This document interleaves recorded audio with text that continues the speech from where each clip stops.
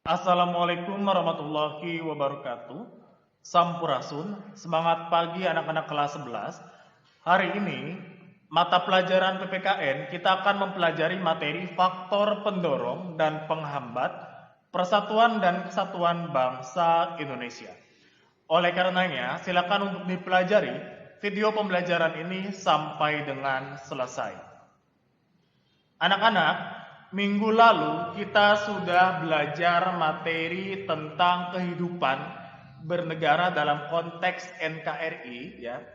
Hari ini kita akan mempelajari bagaimana faktor pendorong ya dan penghambat persatuan dan kesatuan bangsa. Adapun tujuan pembelajaran dari materi hari ini, yang pertama, kalian dapat bersyukur kepada Tuhan Yang Maha Esa atas nilai persatuan dan kesatuan bangsa dalam NKRI. Yang kedua, kalian dapat bersikap proaktif dalam menerapkan nilai-nilai persatuan dan kesatuan bangsa dalam NKRI. Dan yang ketiga, kalian dapat mengidentifikasikan faktor pendorong dan penghambat persatuan dan kesatuan bangsa dalam NKRI. Anak-anak, perlu kita ingat kembali bahwa Indonesia merupakan negara yang multikultur atau beragam, ya. Maka dari keberagaman tersebut akan banyak sekali ya ancaman ya, baik yang berasal dari dalam maupun luar negeri. Oleh karenanya kita harus mempunyai strategi bagaimana cara kita untuk mengatasi hal tersebut. Anak-anak, ada berbagai macam penyebab keberagaman yang ada di Indonesia.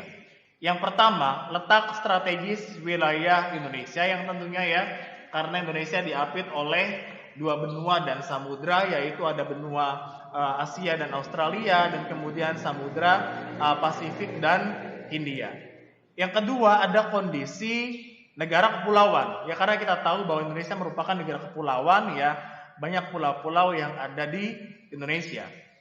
Terus kemudian yang ketiga, ada perbedaan kondisi alam ya, berkaitan dengan iklim tentunya ya, karena tiap-tiap iklim di daerah Indonesia itu berbeda-beda ya, ada iklimnya sangat tidak sesuai, terus kemudian di daerah pantai misalkan ya, pegunungan ataupun daerah yang mungkin subur ya, ataupun daerah yang mungkin kering, ya, itu sangat beragam.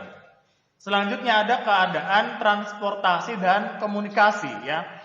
Seiring dengan perubahan zaman, kita sekarang transportasi semakin banyak ya, bahkan sekarang semakin mudah dengan banyaknya akses ya untuk ke satu daerah ke daerah yang lain ya, dengan menggunakan transportasi darat ya, baik darat terus dengan laut maupun udara.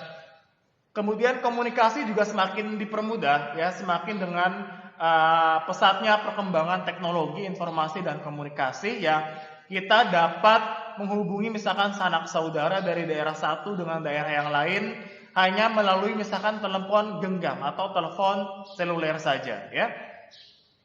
Yang kelima adalah penerimaan masyarakat terhadap perubahan ya.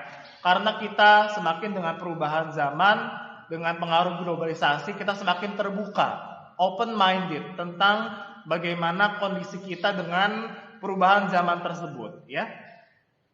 Selanjutnya, apa yang menjadi faktor pendorong persatuan dan kesatuan bangsa?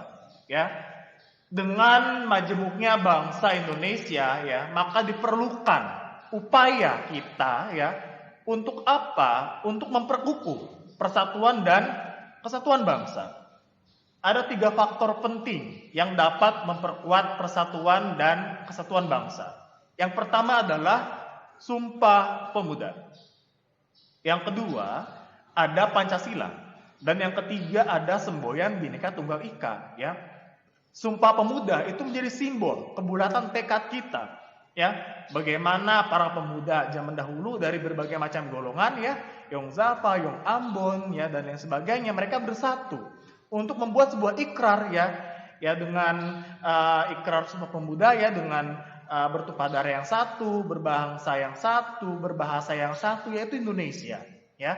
Yang kedua ada Pancasila dengan 5 sila ya, ketuhanan yang Maha Esa dengan sampai dengan keadilan sosial ya, itu harus dapat diimplementasikan, harus dapat diimplementasikan karena itu berlaku buat semua masyarakat Indonesia ya. Karena nilai-nilai Pancasila merupakan nilai-nilai asli yang digali dari bangsa Indonesia itu sendiri dan dijadikan sebagai dasar ya pedoman hidup bernegara ya. Yang ketiga ada semboyan Bhinneka Tunggal Ika ya. Semboyan kita ya, semboyan bangsa kita yaitu Bhinneka Tunggal Ika, walaupun kita berbeda ya. Walaupun kita berbeda latar belakang, berbeda suku, agama dan lain sebagainya, tapi kita disatukan dalam satu simbol ya. Untuk apa? Untuk bersatu dalam perbedaan. Makanya ada istilah Bhinneka Tunggal Ika tersebut ya. Selanjutnya, apa saja yang menjadi faktor penghambat persatuan dan kesatuan bangsa ya. Kita istilahnya tidak dapat dengan mudah untuk mencapai persatuan dan kesatuan bangsa, akan tetapi pasti banyak faktor penghambat ya. Yang tentunya hal tersebut dapat menimbulkan perpecahan ya. Adapun faktor-faktor tersebut antara lain, yang pertama ada kebinekaan, keberagaman masyarakat Indonesia ya. Dengan semakin majemuknya masyarakat Indonesia dengan berbagai macam latar belakang ya, baik suku, agama, ras maupun antar golongan, akan menimbulkan perpecahan. Pasti ya setiap pemikiran manusia, masyarakat akan selalu misalkan berbeda pendapat ya, dan hal tersebut dapat menimbulkan konflik. Yang kedua, ada letak geografis ya. Seperti yang sudah disampaikan tadi bahwa Indonesia adalah negara pulauan ya, dengan ciri khasnya Nusantara, diapit oleh dua benua ya, terus kemudian Asia, Australia, samudranya terus kemudian Pasifik dan Hindia, dengan berbagai macam musim misalkan ya, terus kemudian iklim juga ya, itu menjadi suatu ciri khas tersendiri ya, karena kita berbeda ya. Yang ketiga ada munculnya gejala etnosentris. Etnosentris adalah suatu paham ya dengan mengagung-agungkan ya suku daerah tertentu ya, daerahnya sendiri tentunya, dengan menganggap rendah ya suku daerah lain atau kebudayaan daerah lain, sehingga ini menjadi konflik ya, menjadi bahan konflik antara satu masyarakat dengan masyarakat yang lain.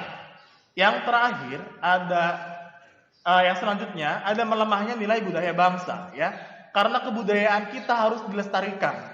Kalau misalkan tidak dilestarikan, kebudayaan kita akan hilang ya. Bagaimana misalkan ramah tamah kita, sopan santun, yang misalkan produk lokal ya, kalau misalkan tidak kita lestarikan, itu akan luntur ya. Yang terakhir ada pembangunan yang tidak merata. Ini juga akan menjadi faktor penghambat ya. Karena akan menimbulkan apa? Ketimpangan antara daerah satu dengan daerah yang lain, terutama daerah terpencil misalkan dengan daerah kota. Kalau misalkan pembangunannya tidak merata, maka akan terhambat ya. Anak-anak, itu dia pembahasan materi untuk pertemuan hari ini tentang faktor pendorong ya dan penghambat persatuan dan kesatuan bangsa.